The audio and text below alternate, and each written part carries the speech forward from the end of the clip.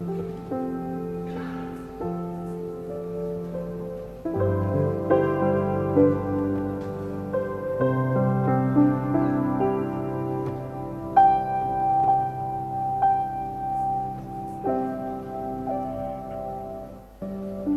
Yesu asifiwe. Mama Martha, Mama Grace, the Nyachae family, fellow mourners. Fred, you were not wrong. I came late, so I quietly sat down. And in fact, I would have been very comfortable not to speak. Because as I said, when we first paid a call on Mama Grace after the demise of Mzee Nyachae, it's very difficult to talk about Mzee Nyachae in 2 minutes. Suffice it to say that he was a towering personality. Not towering physically, but towering even intellectually.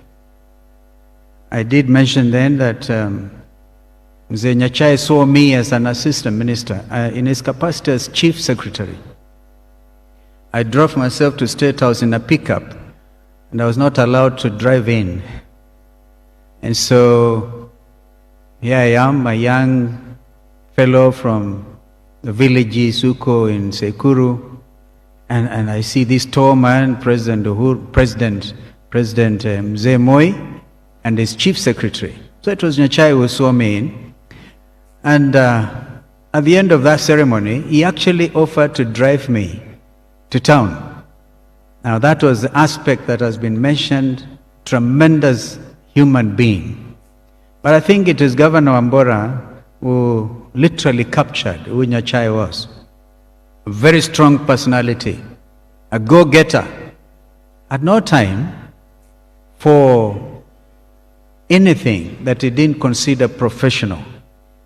And yet, in later days when we were, as Mudavadi said, all the both of us, 3 of us and many of us were in cabinet, as a young minister for foreign affairs and him agriculture and Mudavadi in finance, we would take time to listen to Mzee Nyachae in cabinet. It was so clear that although he was minister for agriculture, he had that all-round experience which the chairman of the cabinet, President Moi, would always defer to Mzee Nyachae. So his contribution was always hilarious, very deep, very well researched. And then, of course, he joins politics.